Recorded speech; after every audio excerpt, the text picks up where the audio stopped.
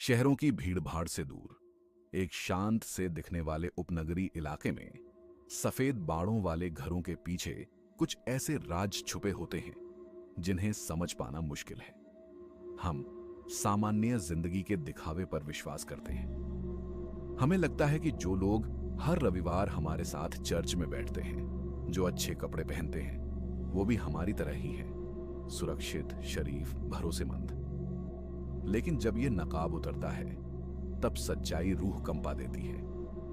आज हम बात कर रहे हैं एक ऐसे व्यक्ति की जिसने अपने पूरे परिवार को सिर्फ इसलिए मार डाला क्योंकि वो उन्हें पाप से बचाना चाहता था। एक पिता, एक पति, एक धार्मिक व्यक्ति, जॉन लिस्ट। ये सिर्फ एक मर्डर मिस्ट्री नहीं है, ये उस भ्रम की कहानी है जिसे हम परफेक्ट लाइफ कहते हैं, और उस भ्रम को बनाए रखने के लिए कोई कितनी हद तक जा सकता है। मैं हूं आपका नाम और आप सुन रहे हैं क्राइम एविडेंस।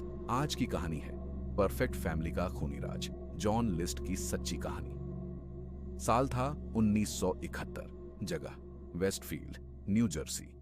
एक शांति भरा इलाका। वहां एक आलीशान मेंशन था, ब्रीज नॉल। उसी घर में रहते थे जॉन लिस्ट, उनकी पत्नी हेलेन, 3 बच्चे, पैट्रिशिया, जॉन जूनियर और फ्रेडरिक, और उनकी बूढ़ी मां अल्मा। जॉन लिस्ट एक अनुशासित, धार्मिक और सख्त व्यक्ति थे। वो हर रविवार परिवार सहित चर्च जाते। समाज में उनका सम्मान था।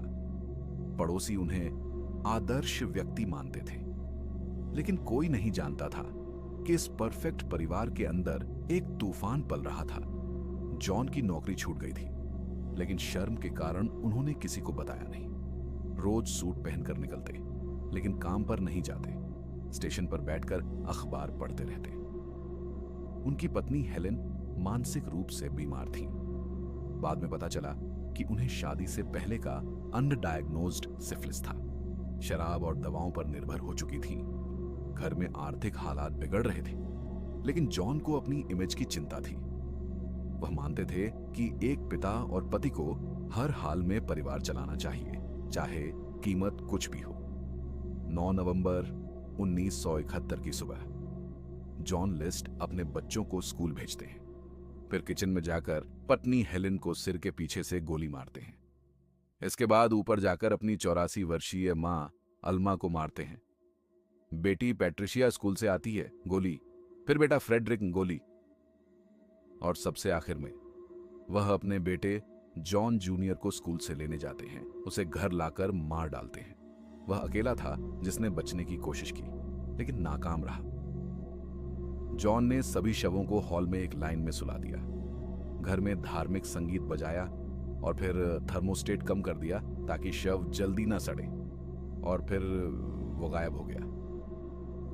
जॉन ने अपने पादरी को 5 पन्नों की चिट्ठी भेजी, जिसमें उसने लिखा कि उसने अपने परिवार को पाप और गरीबी से बचाने के लिए मारा। घर 1 महीने तक बंद रहा। पड़ोसियों को सिर्फ इतना दिखा।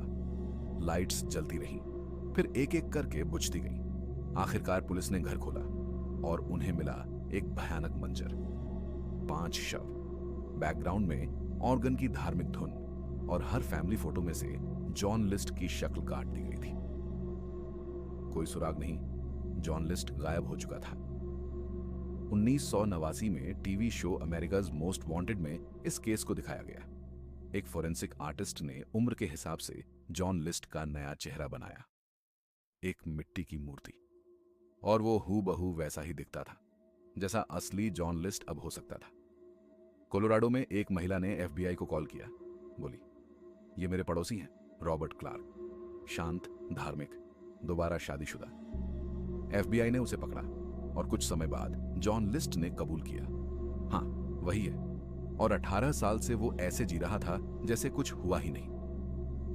1990 में कोर्ट ने उसे 5 हत्या के मामलों में दोषी पाया। उम्र कैद की सजा सुनाई गई। जब उससे पूछा गया कि उसने खुद को क्यों नहीं मारा, उसने कहा, आत्महत्या पाप है, मैं नर्क नहीं जाना चाहता था। मनोवैज्ञानिकों ने कहा, वो एक आत्म केंद्रित, धार्मिक रूप से जुनूनी और ठंडा इंसान था, जिसे लगा कि वो अपने परिवार की आत्मा बचा रहा है। 2008 में जॉन लिस्ट की जेल में मौत हो गई। जॉन लिस्ट को लगा कि उसने अपने परिवार को बचा लिया, लेकिन असल में उसने उन्हें पूरी तरह मिटा दिया और खुद को फिर से एक नया इंसान बना लिया, जैसे वो कभी पिता था ही नहीं। ये कहानी हमें दिखाती है कि कभी कभी सबसे खतरनाक शैतान वही होते हैं जो सूट पहनते हैं और चर्च जाते हैं। धन्यवाद कि आपने क्राइम एविडेंस का ये एपिसोड सुना। अगर ये कहानी आपको सोचने पर मजबूर कर गई तो इसे शेयर करें, फॉलो करें और हमारे साथ बने रहें। ऐसी और भी कहानियां आपके रास्ते में हैं, वो जो आपको चौंकाएंगी, डराएंगी और सोचने पर मजबूर करेंगी।